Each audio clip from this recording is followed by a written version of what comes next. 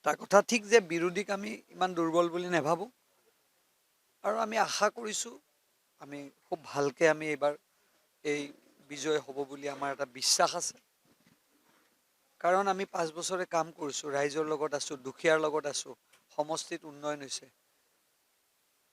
1700 কোটি টকা আমাৰ সমষ্টিলৈ